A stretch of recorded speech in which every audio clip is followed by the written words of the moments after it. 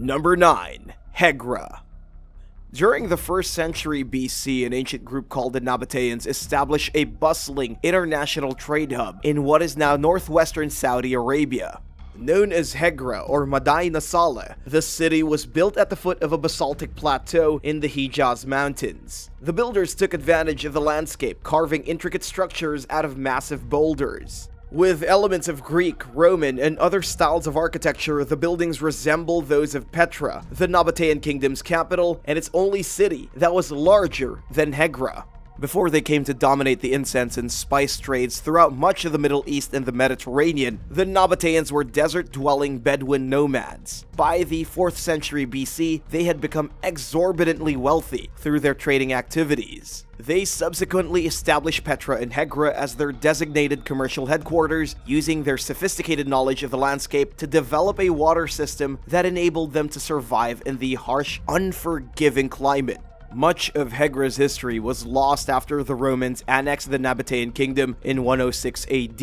Aside from its elegant and grand houses of worship, monumental tombs, and other structures, the mysterious civilization left little behind for modern experts to learn from. Most of what we know about the Nabateans comes from Greek, Roman, and Egyptian documents. Cryptic inscriptions found on some of Hegra's tombs include intimidating warnings that trespassers will be cursed. Several high-ranking Nabatean officers and their families were laid to rest in the city, but the stories and history behind many of the tombs are still unknown, and for some reason, several of these buildings were abandoned when they were only partially finished. Number 8.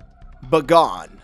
Bagan was a beautiful ancient city founded in Myanmar's Mandalay region during the 2nd century. It served as the capital of a Burmese dynasty called the Bagan Kingdom, which unified the regions that comprise modern-day Myanmar. As the kingdom's capital, Bagan functioned as a major political, economic, and cultural center that focused on both secular and religious studies. It had anywhere between 50,000 and 200,000 residents at its peak. Religion dominated the culture during the city's heyday, which lasted from the 11th to the 13th century. During that time, the surrounding Bagan plains had as many as 10,000 Buddhist temples, pagodas, and monasteries. But the people at Bagan were unusually tolerant and fluid for the time when it came to other belief systems, including Hinduism and animism. The bustling urban center collapsed in 1287 amid repeated Mongol attacks. Invading forces did very little physical damage to Bagan, but they reduced its population to the size of a small town. Following the empire's fall, the Minsang Kingdom became Burma's ruling power. Bagan's temples continued to serve as pilgrimage destinations for some time, but the structures were neglected and eventually fell into disrepair. Many of the temples were destroyed beyond repair when a major earthquake struck in 1975. During the 1990s, the Myanmar government attempted to restore some of these buildings, but its efforts were met with widespread criticism from experts who accused the restorers of failing to consider the original architectural styles. Then, in 2016, another earthquake struck, significantly damaging around 400 temples. Today, there are 2,200 remaining structures at Bagan, which is a popular tourist destination and one of Burma's only 2 designated UNESCO World Heritage Sites. Number 7. Kimune. During the 15th century BC, a kingdom called the Mitanni Empire ruled over an area that encompassed parts of modern-day Turkey, Syria, and Iraq. When it fell to the Assyrians sometime during the 14th or 13th century BC, the short-lived dynasty's culture was destroyed by its conquerors, leaving behind very little in the way of historical records and archaeological evidence. Consequently, the Mitanni people's origins, ethnicity, and lifestyle are a mystery. Even their capital, Taidu, has never been found. In 2019, a drought caused the waters of the Mosul Dam Reservoir in northern Iraq to recede, exposing the ruins of a Mitanni city called Kimune. Archaeologists discovered the site in 2010, but this was the first time water levels were low enough for them to actually explore the area. They identified a palace with 20-foot-high walls and chambers that once housed vivid paintings. Located to the south of the city, it overlooked the Tigris River from 65 feet away. The grand structure is one of just 4 Mitanni palaces ever discovered. Unlike the other 3, which sat on the outskirts of the empire, it was located at the center of Mitanni territory. The team also found 10 clay tablets inscribed with Mitanni cuneiform. It's one of the earliest known forms of writing. A translation of one tablet suggests that Kimune was originally called Zakiku. It wasn't long before the site was once again submerged, leaving the archaeologists with no choice but to wait until it's once again exposed to return. In a CNN interview at the time, excavation leader Ivana Puliz said that the team hoped to learn more about the mysterious civilization from the artifacts they collected. Number 6. Medieval Castle.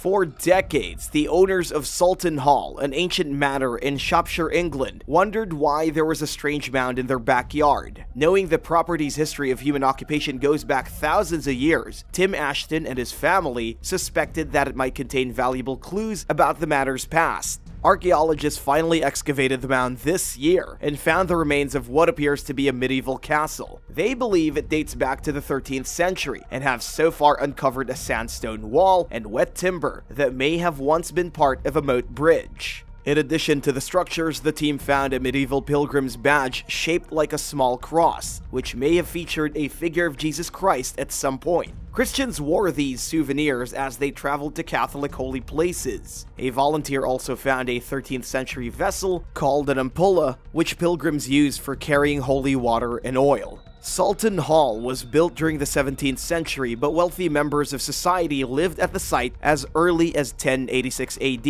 Neolithic flints dating back roughly 5,500 years have also been found there, suggesting that the property's human history goes back much further.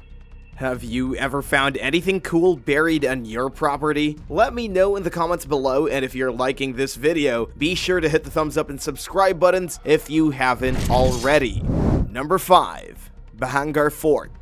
In 1573, a ruler named Raja Bhagwan Singh built a sprawling fort for his son, Madho Singh, in what is now the state of Rajasthan in northern India. Known as the Bahargarh Fort, the site was a flourishing town with as many as 10,000 residents during its heyday. It was filled with grand temples, marketplaces, and stunning mansions or havelis. Several legends attempt to explain why Bahargarh Fort was ultimately abandoned. One story claims that a Hindu ascetic named Baba Balak Nath insisted on having the settlement's tallest home and assured that the town would be destroyed if someone went against his wishes. When the fort was built, it cast a shadow on his dwelling, and he retaliated by cursing the structure. Another tale tells of a black magic magician who tried to woo a beautiful Bahargarh princess with a special love potion. She rejected him and threw the concoction at a boulder, triggering the giant rock to roll over the magician and crush him. That is a little harsh. As he lay dying, he cursed the fort, promising that it would become unlivable. Today, Bahargarh Fort is considered one of India's most haunted sites. Several people have died in accidents there, prompting the Archaeological Survey of India to ban overnight visitors. This was supposedly done for safety reasons, but some people believe that the authorities are trying to keep people out when spiritual activity is at its highest. Number 4. Mirv. The ancient city of Mirv was founded during the 6th century BC by the Persian Achaemenid Empire in the Karakum Desert of what is now southern Turkmenistan. Its advantageous location along the Silk Road trade route made it a highly sought-after prize for the Greeks, Arabs, and Turks, who all controlled the city at various points throughout its history. Mirv peaked under the rule of the Seljuk Turks. By the 13th century, it was the world's biggest city, with a population of over 500,000 residents, and it continued to grow. The walled metropolis functioned as an oasis and an administrative and commercial center with sophisticated features including canals, gardens, reservoirs, bridges, greenery, streets, mosques, libraries, bathhouses, schools, markets, and more. It was also a cultural and educational center that attracted poets, musicians, astronomers, physicians, physicists, mathematicians, and other intellectuals. In 1221, Genghis Khan's son, Tului Khan, led a Mongol army into the city. The invaders laid siege to Mirv, slaughtering somewhere between 700,000 and 1 million people, nearly the entire population. Then, they set fire to the metropolis. Mirv was destroyed. Several rulers attempted to rebuild it, but they never managed to restore the once bustling urban center to its former glory. Looking at the decaying ruins of Mirv today, it's hard to imagine it as a flourishing city. Number 3. Thulamela. The ancient city of Thulamela thrived between the 13th and 17th century in what is now Kruger National Park in South Africa. Today, the 22-acre site consists of several stone enclosures that sit on a hill.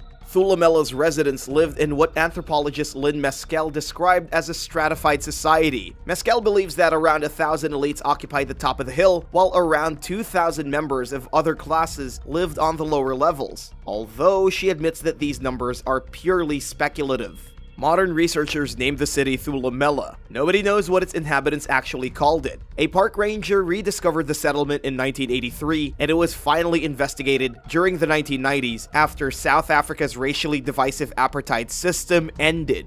Porcelain, glass beads, and other objects found during excavations were traced to as far away as China and elsewhere, reflecting Thulamela's far-reaching ties with civilizations in North Africa, the Middle East, and Asia. Archaeologists also found the burials of a seemingly royal couple that contained royal goods such as gold necklaces, bangles, beads, and other jewelry. In addition to working with gold, Thulamela's residents also crafted bronze, iron, and copper objects. Some of their creations resemble items found at other archaeological sites, including Mapungubwe in modern-day northern South Africa and Great Zimbabwe in what is now the country of Zimbabwe. The prosperous city was abandoned during the 17th century for unknown reasons. According to the study, evidence shows that Thulamela began drying out in the years leading to its desertion. It's likely that various factors contributed to the settlement's downfall, including civil war, an increased Portuguese colonial presence, but for now, experts admittedly do not have the full picture of exactly what happened to this once thriving metropolis. Number 2. Ur. The Bible mentions an ancient Sumerian city-state called Ur. It's the place that Abraham left behind when he relocated to Canaan, at God's instruction. While many people doubt the Bible's claims, understandably so, Ur was actually a real place. In fact, it became a prosperous trade hub even before it was mentioned in scripture. Founded around 3800 BC or perhaps even earlier in what is now Iraq, this powerful Persian Gulf port city had as many as 80,000 residents at its peak. Ur was continuously inhabited until around 450 BC, when climate change and the overuse of land prompted the population to flee northward to more fertile territory. Italian explorer Pietro della Valle rediscovered Ur in 1625. While traveling through the area, he noticed bricks and other artifacts bearing strange inscriptions. At the time, the city's ruins were buried beneath the sand. British archaeologist Sir Leonard Woolley excavated the site in 1922 and found that Ur is largely reduced to rubble. The city's most visible surviving remnant is a partially restored ziggurat that was unearthed during the 1930s. It was originally built during the 21st century BC and was rebuilt under Babylonian's last king, Nabonidus, during the 6th century BC. Time and the elements have transformed the coastline. What's left of Ur sits much further inland than it did during its heyday, when it was a coastal city located near the mouth of the Euphrates River. The ruins are helping archaeologists learn more about the culture that built and lived in Ur, but their knowledge is limited by what little is available at the site, and there are still many mysteries surrounding the ancient city. Number 1. Chalatzingo. Around 1500 BC, an ancient settlement called Chalatzingo sprang up in Mexico's Central Highlands. They developed a complex culture around 900 BC, around the same time that one of Mesoamerica's oldest civilizations, the Olmecs, established a presence in the region. Elements of the architecture and artistic style found at Chalatzingo indicate that its inhabitants were Olmec settlers or had close ties to the Olmecs. Images of large-toothed wildcats at the site suggest that the city's residents shared in the Olmec worship of the jaguar. The artwork includes depictions of big cats with beaks and other unnatural features, as well as felines engaging in violent acts. One carving shows a ferocious jaguar disemboweling a human. The settlement was situated along intersecting trade routes that connected the Olmecs with Mesoamerican societies throughout Mexico. At its peak, Chalatzingo was home to somewhere between 500 and 1,000 residents who grew staple crops like corn. They nourished their fields with water from a nearby mountain stream. Chalatzingo experienced an abrupt decline around 500 BC, around the same time that the Olmec civilization collapsed. Researchers believe that environmental factors are responsible for the Olmec's fall outside Chalatzingo. While these events did not directly affect the city, its population likely suffered a cultural decline and economic hardship resulting from decreased trade and contact with other groups. The Olmec's origins are unknown, and nobody knows how widespread the civilization really was. And while the Aztecs called them the Olmecs, we don't know for sure what they called themselves. Experts know very little about their religion beyond their apparent jaguar worship and evidence indicating that they had some sort of organized belief system and priesthood. Until or unless more discoveries are made, our understanding of this early Mesoamerican society will remain incomplete. Thanks for watching. Which one of these archaeological sites would you like to see? Let us know in the comments below, and don't forget to subscribe if you haven't already. See you next time. Bye!